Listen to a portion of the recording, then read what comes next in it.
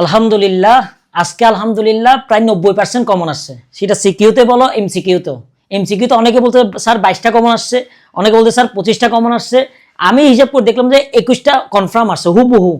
ঠিক আছে, তো আলহামদুলিল্লাহ। তো তার ধারাবাহিকতায় আমরা আজকে অর্থনীতি প্রথম পত্রের একটা সাজেশন দিব। তুমি কনফার্ম থাকো এটা থেকে 100% কমন আসবে। সিকিউতে সিকিউতে তুমি ফিজিক্স ছাড়া, পদার্থবিজ্ঞান ছাড়া আমার সবগুলোতে আলহামদুলিল্লাহ 100% কমন আসে। ঠিক আছে, আর এমসিকিউতে 90-95% এভাবে কমন আসে। তো তোমরা কি করবে এখন, এই সাজেশন যেটা দিব সেটা ভিডিওটা শেয়ার করে প্লিজ পিডিএফটা কালেক্ট করে পড়া শুরু করে দাও। ঠিক আছে, তাহলে আমরা শুরু করি। এই তো এটা সেই পিডিএফ।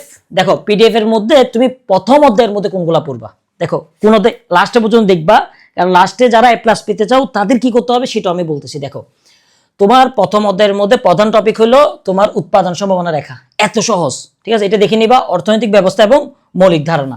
ঠিক আছে, এছাড়া এই টপিকগুলো দেখে নিবা, ব্যষ্টিক এবং সামষ্টিক অর্থনীতি, এই তো এগুলো দেখে নিবা। দ্বিতীয় অধ্যায়ের মধ্যে উপযোগ এবং এর আচরণ দেখে নিবা, মোস্ট ইম্পর্টেন্ট। এছাড়া চাহিদা যোগান এবং স্থিতি স্থাপকতা। তৃতীয় অধ্যায়ের মধ্যে কি করবা ভাইয়া, এই তো তৃতীয় অধ্যায়ের মধ্যে দেখো তোমার উৎপাদন বিধি। ঠিক আছে, এটা দেখবা। আর এখানে ব্যয় এবং আয় সংক্রান্ত বিষয়টা দেখে নিবা, এখানে গ্রাফটা অনেক ইম্পর্টেন্ট।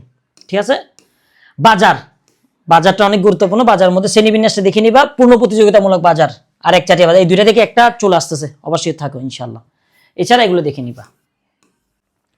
তারপর পঞ্চম থেকে অষ্টম অধ্যায়ের মধ্যে সবচেয়ে গুরুত্বপূর্ণ টপিকগুলো আমি এখানে দিয়ে দিছি। দেখো স্ক্রিনশটটা নিয়ে রাখো অথবা পিডিএফটা কালেক্ট করে ফেলবা।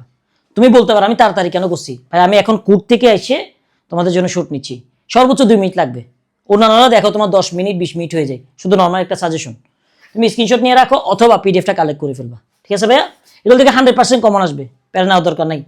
আর নবম এবং দশম অধ্যায়ের মধ্যে এগুলো দেখে নিবা, জাতীয় আয়, হ্যাঁ জাতীয় আয়ের পরিমাপের পদ্ধতি, জিডিপি এবং জিএনপি কত ইম্পর্টেন্ট, মানে কি বলতাম, এটা দেখে নিবা। তার মুদ্রার মধ্যে এগুলো দেখে নিবা। ফিশারের সমীকরণটা একটু ইম্পর্টেন্ট।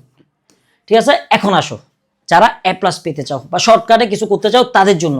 ভাইয়া দেখো প্রথম 3টা অধ্যায় যদি করো তাহলে তুমি 40 থেকে 50 নাম্বার এমনি কম পাবা। ঠিক আছে, আবার প্রথম দ্বিতীয় তৃতীয় এই 3টা অধ্যায়ের মধ্যে সবগুলা করবা মোটেও না, কোনগুলা টপিক সেটা আমি দিয়ে দিছি পিডিএফে, দেখে নিবে। ঠিক আছে, আর যার যাচ্ছ না আমি 6টা অধ্যায় করবো, তাহলে কোনটা কোনটা করে দেখো, 1 2 3 4। ঠিক আছে, এদিকে 6 9 10, এনাফ এনাফ বলতেছি। ঠিক আছে, যাই হোক তোমরা পিডিএফটা কালেক্ট করে নিবা। আর হ্যাঁ, তোমাদের সবাইকে ধন্যবাদ যারা আমাদের কোর্সে ভর্তি হচ্ছ, অনেক আলহামদুলিল্লাহ অনেকে ভর্তি হচ্ছ, অনেক ভালো লাগতেছে। আর হ্যাঁ, অনেকে আমাকে টাকা পাঠাচ্ছ কিন্তু আমাকে এসএমএস করতেছো না, প্লিজ একটু এসএমএস করে দিবা যে তোমার নাম কি, এটা আমাকে একটু জানাবে, স্যার আমি টাকা পাঠাইছি, লাস্ট নাম্বার এটা, তাহলে আমি তোমার রেজিস্ট্রেশনটা করা সহজ হয়। ঠিক আছে, আর যারা ভর্তি হতে চাও তাড়াতাড়ি ভর্তি হয়ে যাও, কারণ 300+ অলরেডি ভর্তি হয়ে গেছে।